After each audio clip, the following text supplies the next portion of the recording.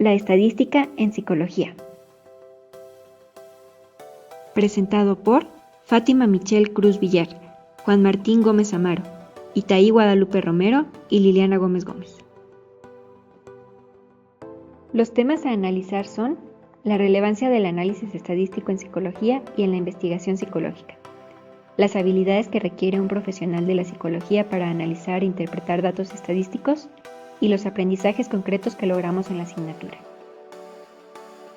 Relevancia del análisis estadístico en psicología y en la investigación psicológica.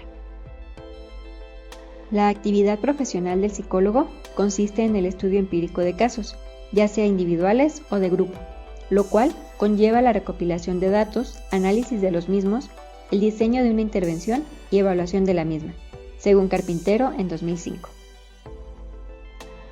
El psicólogo debe saber evaluar resultados de su investigación o de su intervención de forma cuantitativa.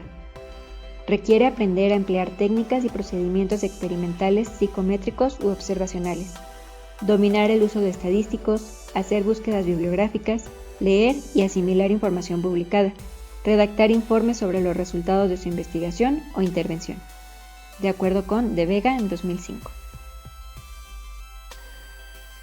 El conocimiento de la estadística interviene en todas las fases del trabajo de investigación, desde la decisión de las variables que se investigan y la planificación de la forma en que se han de obtener los datos, hasta la interpretación de los resultados obtenidos en el análisis de los mismos. Batanero, 1992.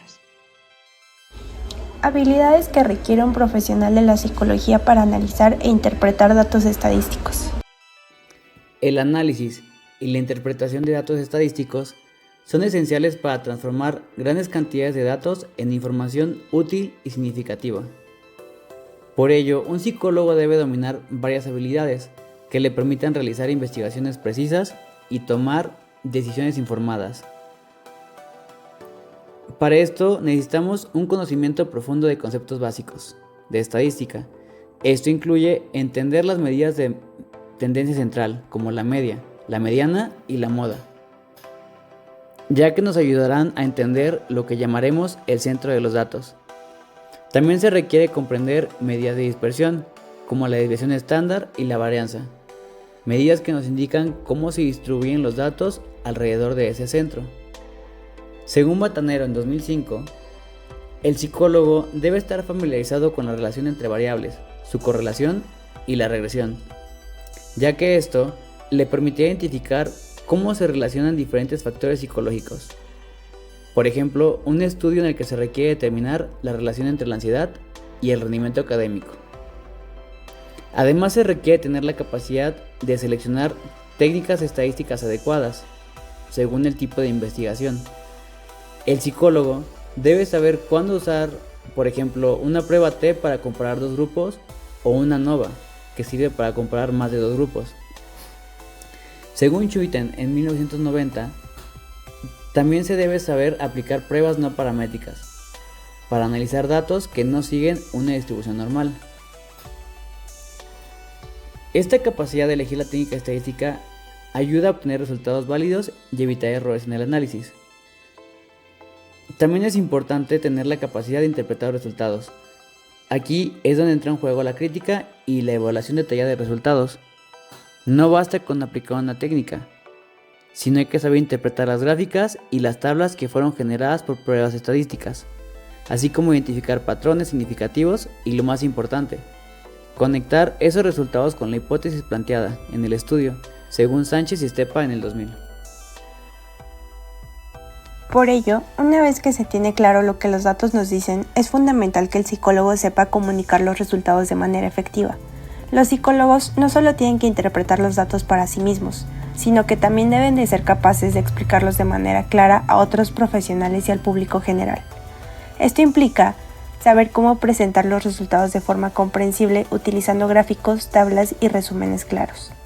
La capacidad para transmitir los resultados de manera adecuada es esencial para que los hallazgos sean entendidos y utilizados correctamente en la toma de decisiones. Y para todo esto, no podemos olvidarnos del manejo de software estadístico. Hoy en día, herramientas como Excel, SPSS y Python son indispensables para manejar grandes volúmenes de datos y realizar análisis complejos de forma rápida y eficiente. Estos programas no solo permiten aplicar las técnicas estadísticas adecuadas, sino que también facilitan la creación de gráficas y tablas que puedan ser utilizadas para presentar los resultados de forma clara.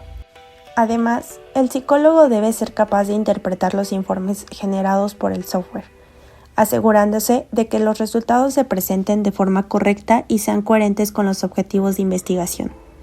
Como hemos visto, estas habilidades no solo son necesarias para realizar investigaciones de calidad, sino también para aplicar los conocimientos de manera efectiva en la práctica profesional. Los psicólogos que dominen estas competencias estarán mejor preparados para tomar decisiones informadas y ayudar a comprender mejor los fenómenos psicológicos.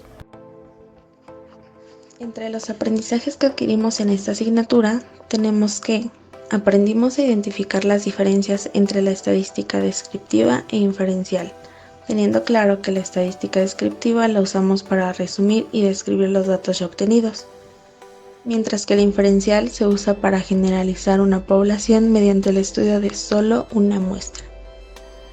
También logramos usar e identificar las medidas de tendencia central, que van a ayudarnos a resumir y describir un conjunto de datos para conocer el promedio o elemento típico de un grupo o muestra. La posición, que nos permite dividir los datos en partes iguales, ya sean estos deciles, cuartiles o percentiles. Y finalmente la dispersión, que nos va a permitir saber qué tanto se agrupan o dispersan los datos. Aquí vamos a encontrar a la varianza y a la desviación estándar. Otro punto es que aprendimos a realizar un reporte de investigación e identificar las variables tanto dependientes como independientes. Si bien realizar un reporte es complejo por la investigación que se debe realizar, identificar las variables puede ser aún más complejo. Y aunque suene fácil encontrarlas por las características que cumple cada una, como en el caso de la variable independiente, que puede ser manipulada por el investigador además de ser el motivo de un fenómeno, o la dependiente, que se ve afectada o modificada según la variable independiente, es difícil identificarla si no se practica de forma constante. Muchas gracias por su atención. A continuación presentamos nuestra bibliografía consultada.